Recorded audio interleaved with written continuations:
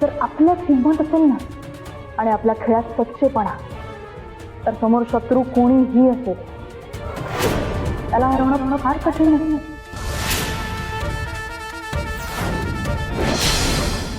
अध्यात्मविश्वास,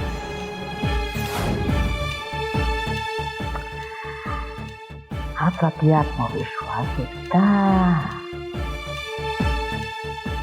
बुडवणार तुला.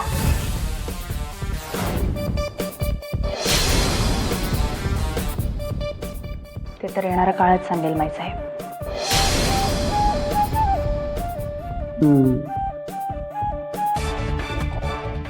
आणि त्या येणाऱ्या काळाचा आवाज ऐकायची हिंमत तोपर्यंत टिकवून ठेव म्हणजे झालं.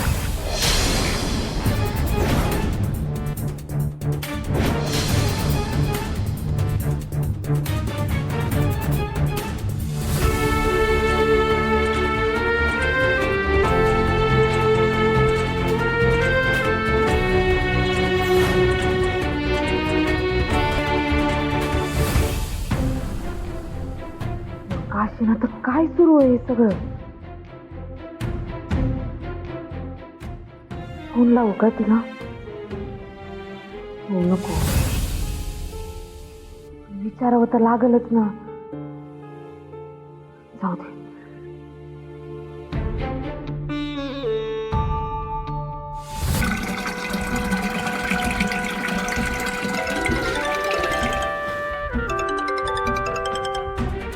फोन कुठे?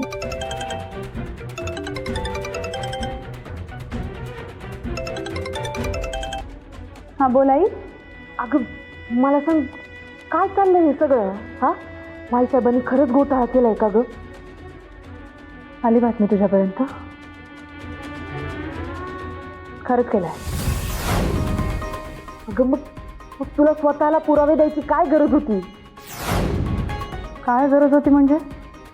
म्हणजे दुसऱ्याला कोणाला तरी पुढं करायचं ना ग बाळा. हा, आता मला सांग, आधीच तुमच्या घरात काही वाद कमी आहेत का? आणि घरावर मोर्चा आलाय म्हणे. ते जाऊ दे, मला तू सांग, हे सगळं तुला पक्षाच्या लोकांनी करायला सांगितलं का ग? का तुझा छानपणा केलाय? आई, हा माझाच निर्णय होता. तू कशाला नको ते काहीतरी करायला जातेस? अगं कशाला? काय बोलतेस तू? हा, जर मी माझ्या परीने कोणाला तरी मदत करू शकते तर का नाही करायची? अगं नाही, तसं नाही म्हणत आहे मी वैदू, पण तुला कळतंय का? हा, अगं माईसाहेबांच्या विरोधात पुरावे दिलेस तू. सासूबाई आहेत ना तुझ्या, आपल्याच माणसाची बदनामी करतं का चुकून? आपली माणसं आई, त्या सासू आहेत म्हणून त्यांनी केलेलं बरोबर होतं का? नाही ना? कळतं ना तुला, त्यांनी फसवलं लोकांना. तुला काय वाटतं त्या लोकांना न्याय मिळूच नाही? नाही, ऐक वैदू, ऐकून घे बघ. ते न्याय अन्यायाचं ना मला काही कळत नाही बघ. तू, मला ना भीती वाटते बघ. उद्या जाऊन काय भलतं सलतं झालं तर काय करणार आहोत आपण? आई ऐक ना, तू जरा शांत हो, माझा ऐकशील प्लीज? हे बघ, मी जे काय करते ते पूर्णपणे विचार करूनच करते.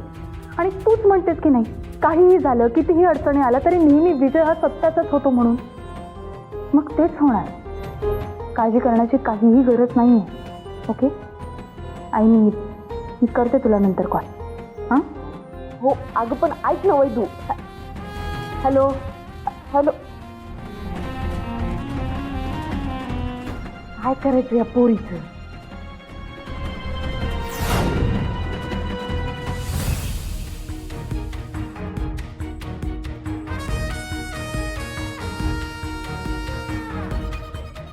मी सुमित पाटील, सध्या मुंबईला राहतो.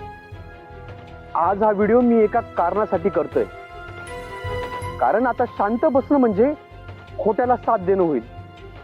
मला ठामपणे वाटतं वैदेही मक्तेदार सारख्या मुलीने सत्तेत येऊच नये. कारण ती फक्त विरोधकांवर आरोप करणारी नाही, ती स्वतःच एक मोठं खोटं आहे.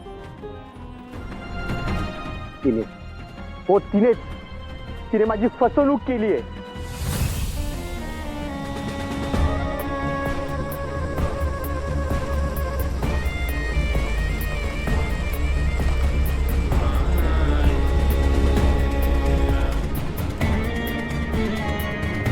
काय बाईसाहेब, शेवटी माझी गरज लागलीच ना तुम्हाला. कसं आहे, माझ्याशिवाय तुमचं पानच हालत नाही. बोला काय काम आहे? जालिंदर मामा, माझं निरोप सांगितलं ना तुम्ही. मी काय बोललो ते काय धनाजीराव, आधी काम तर ऐकून घ्या, मग पैशाचं बोलू. अहो मामा, ते कामाचं तर बोलणं होणारच आहे, पण म्हणजे उगाच नंतर मागून घोळ नको आहे की नाही. काहीही घोळ होणार नाही.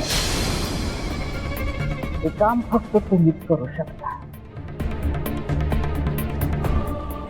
धनाजीराव, या कामामध्ये बाजी फक्त तुम्ही मारू शकता. कसं आहे ना बाई, कुठलं बी काम असू द्या, ते काम म्हणजे आपलं डाव्या हाताचं बळ असतं.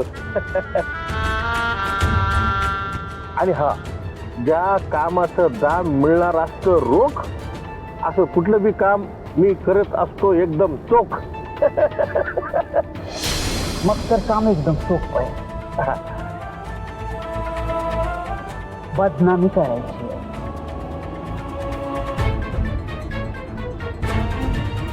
तुमच्या पोरीची वैभव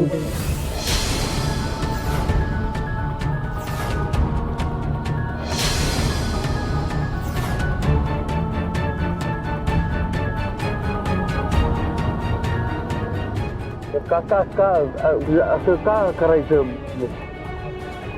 प्रश्न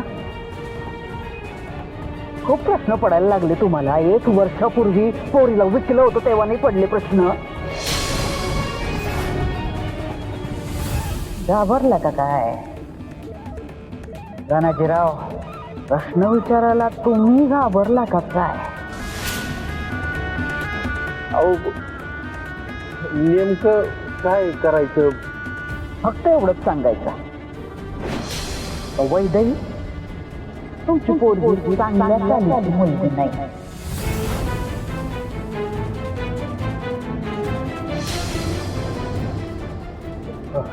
पण का म्हणजे का हे असं का सांगायचं?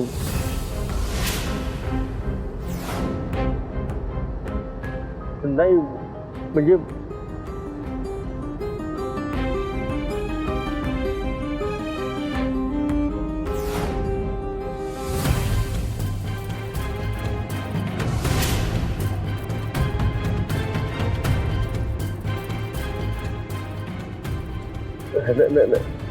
नाही म्हणजे मी का सांगायचं?